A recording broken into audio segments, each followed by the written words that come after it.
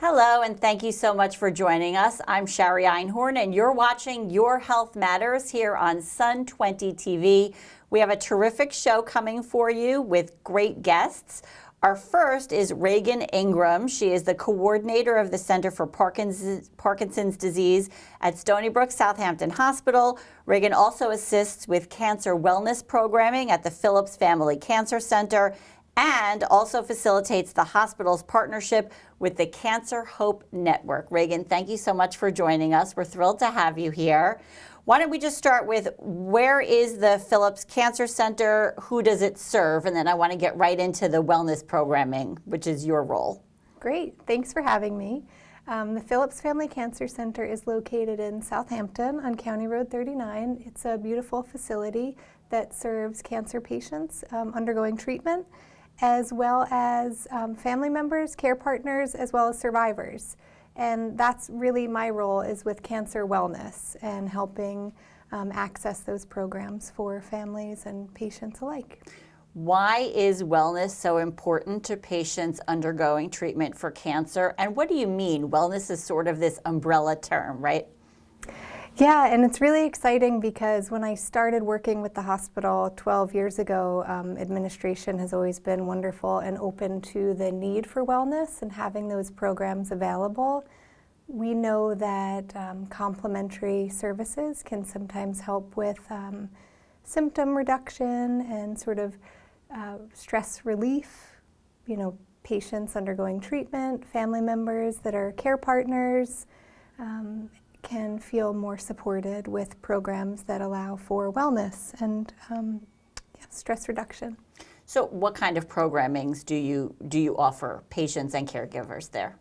Right, so at the Phillips Family Cancer Center, no matter where you've gotten your treatment, we have wellness programs that are structured and available to people that are undergoing treatment, survivors, as well as care partners.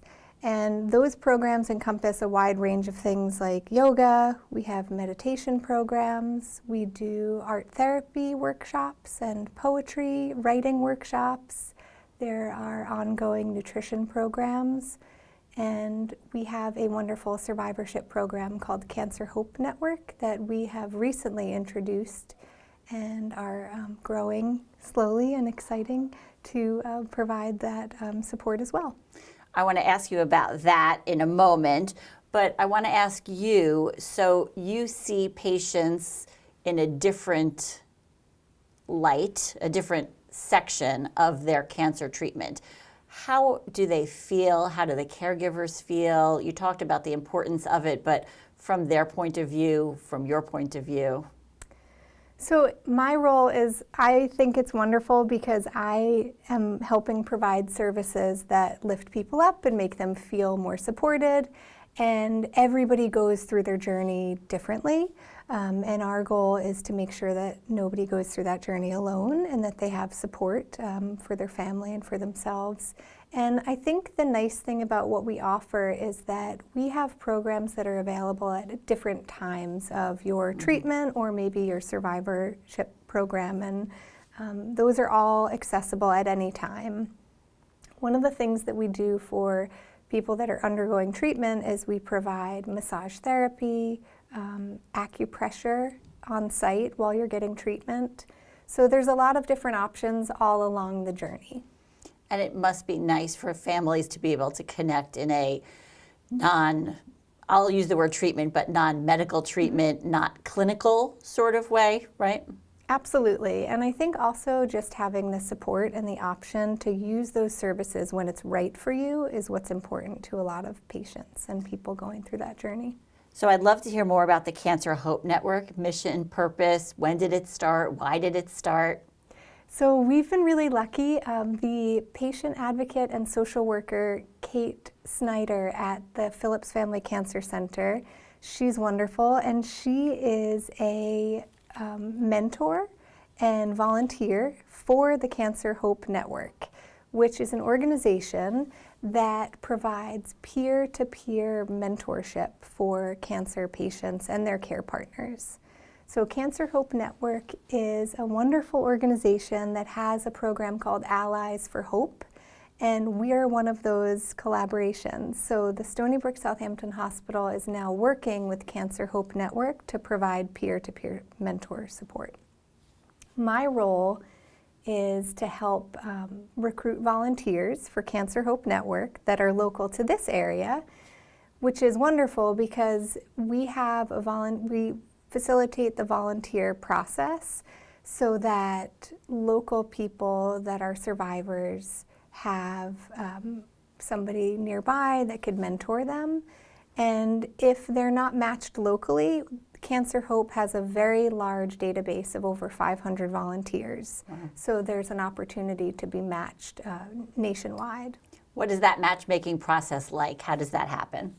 So matches with Allies for Hope and Cancer Hope Network are based on a few things. So one of those is your diagnosis.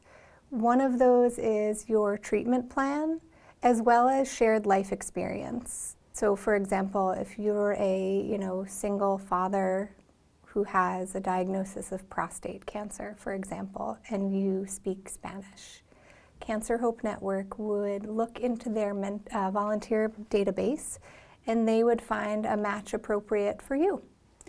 Okay, so is the matching done cancer to cancer? Mm-hmm. So you would have somebody who survived the same cancer that you're currently being treated for? Exactly.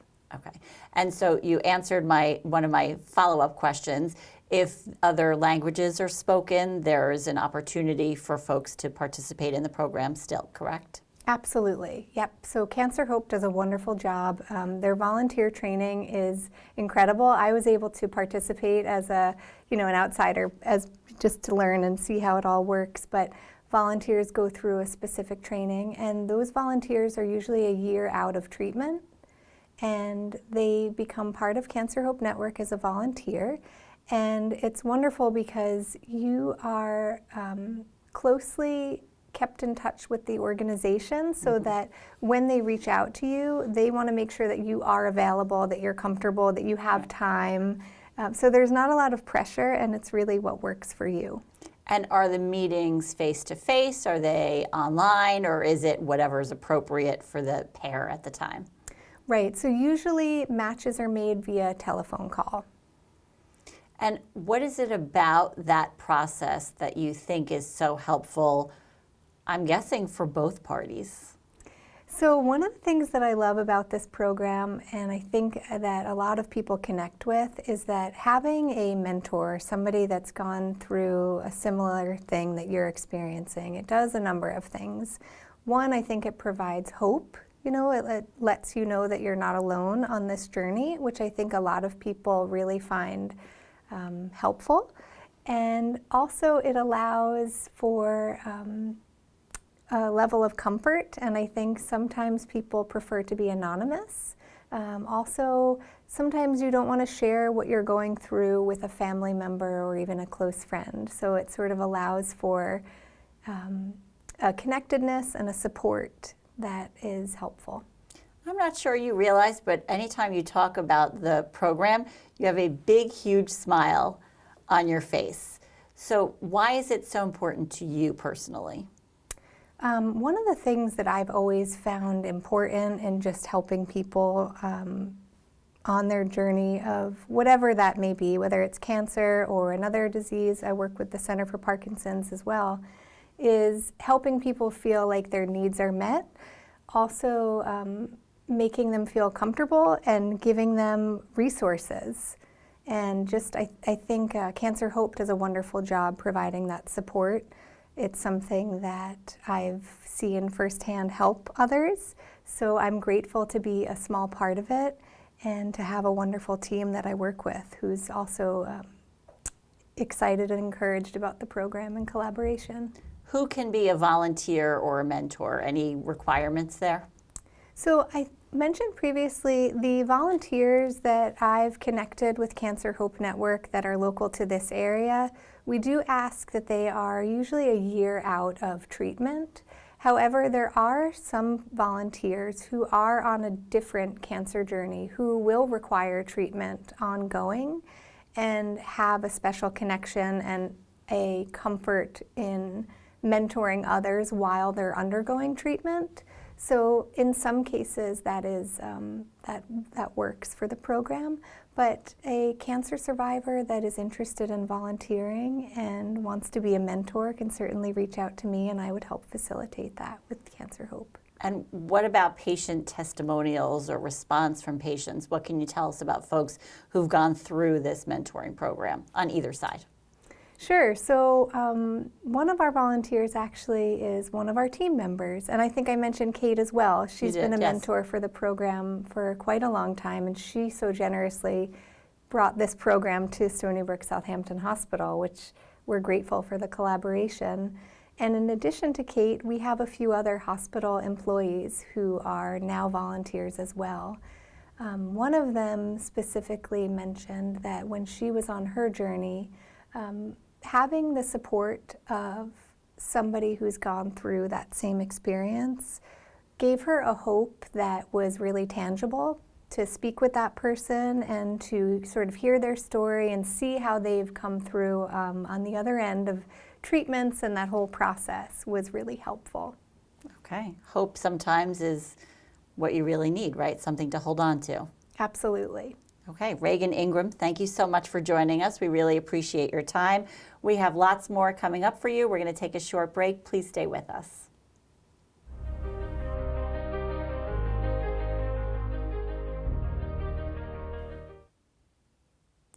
Welcome back to Your Health Matters. Once again, I'm Shari Einhorn. We're continuing with our terrific show today. My next guest is Sarah Cohen. She is the administrator of the Center for Parkinson's Disease and a physical therapist at Stony Brook Southampton Hospital. Sarah helps run the Adult Falls Prevention Program with Stony Brook Medicine. Sarah, thank you so much for joining us today. Thank you for having me. So I think maybe let's just start with, when we talk about a fall, right? People trip and fall. I don't want to say all the time, but it's a consistent issue with a lot of people. But you're talking about more significant falls that really potentially do some damage, right? Can you explain what specifically we're talking about? Sure. So I'll provide a little bit of context, and then we can get into the specifics of what a fall is and who we are trying to reach with these fall prevention programs. In May of last year, Stony Brook Southampton Hospital and Stony Brook Medicine received a $546,000 grant from the Administration for Community Living to substantially increase the number of evidence-based falls prevention programs across Long Island, and also in collaboration with our New York State partners at the New York State Department of Health throughout New York State as well. And so these programs are designed for older adults who are having falls, and which results in an injury, but also for our older adults who maybe aren't falling yet, to prevent them in the first place. You know, many people feel that falls are not preventable, and we know that that is simply not true. Falls are not a natural consequence of aging, and up to 60 to 70% of all falls can be prevented. So when you talk about a fall, are you talking about someone tripping? Is it an imbalance? Is it potentially caused by another medical issue, or all of the above? All of the above, and that's a wonderful question. So a lot of people will ask me, why do we fall as we get older? Obviously, age is a risk factor for falls, but there are many other what we call modifiable risk factors, those risk factors that we can change to decrease an individual's chance of falling. It's very important, I think, as a healthcare provider to talk to our patients and the older adults in our community about this. Some of the modifiable risk factors might include, as you mentioned, poor balance or a change in someone's balance, weakness in their legs or their trunk, decreased sensation in their feet, changes in their vision. Even taking more than 4 medications at a time can actually increase your chances of falling. And I would never suggest to someone that they should stop taking medications, but it's a wonderful conversation and question to have with their physician. So does the falls program specifically target older adults, and is there an age range in there? Because older is a relative subjective, right? I'm glad you asked that question. So the grant allows us to support 4 evidence-based falls prevention programs. They all include some exercise component that helps us to increase our balance and our strength. but they are different in the fall risk factors that they identify and address. One of the new programs that we're rolling out is called the Otago Exercise Program, and it has been shown to decrease falls by up to 40%, and it really targets at what we call our frail older adults. So that is someone who perhaps has fallen before, and we know that if someone has fallen once, it doubles their chances of falling again. It targets our older adult who's above the age of 80, or as you mentioned, might have other chronic health conditions that increases their chances of falling as well. And so are the prevention courses offered in person, online sometimes for older patients is challenging. So what is available? We offer programs in person, certainly, but also on Zoom. And I will say there is this idea that older adults can't access the technology to be online. And we have not found that to be the case. We have wonderful students at Stony Brook University who provide tech support to our older adults. And we have talked many people through the process of downloading Zoom and getting onto their tablet or their computer. And, sometimes we employ their adult daughters or sons to help us as well. But we do offer programs both in person and virtually. And can you take us through, if we have time, each of the 4 programs? So, the target audience for each of them, and what does the program entail? Yeah, thanks for asking that. So I've mentioned the Otago Exercise Program, which is one of the new programs that we are offering. Tai Chi for arthritis and falls prevention is one of our most popular programs. That was funded by a previous grant cycle, so it's already up and running here on Long Island. My colleague Christy Ladowski, who's the co-PI on the grant with me at Stony Brook Medicine, has an incredibly robust virtual program that is ongoing. It is a 10-week program. We meet twice a week for an hour, and it allows you also to progress, which is wonderful. So you can start in the easier Tai Chi class, and as you gain experience and become more confident, you can graduate into the more difficult workshops as well. The third program we are offering is called A Matter of Balance, and I personally love it. There is an exercise component, but it is less important in A Matter of Balance than some of the other exercise-based programs that we offer. A Matter of Balance relies on cognitive restructuring to brainstorm as a group, these are all group workshops, what choices can we make differently to decrease our fall risk? So maybe that is asking for help in some situations. Maybe it is exercising more. Maybe it's having a friend or a partner to exercise with to stay safe. And those conversations, I learn something new every time. They're very robust conversations, and the older adults learn a lot. That program specifically addresses the fear of falling. Fear of falling is, in and of itself, a primary risk factor for falls. So if we can decrease an individual's fear of falling, we can increase their activities safely and hopefully decrease their falls as well. The last program is called Stepping On. It is also a wonderful program. It is a sort of a multidisciplinary program. Each week addresses a different risk factor. And we bring in experts in the field to talk about those issues. So for example, we might talk about vision problems and bring in an ophthalmologist to speak about it. A physical therapist will come in to talk about the importance of exercise and balance and what you can do to stay safe, how to get up off a floor if you do fall.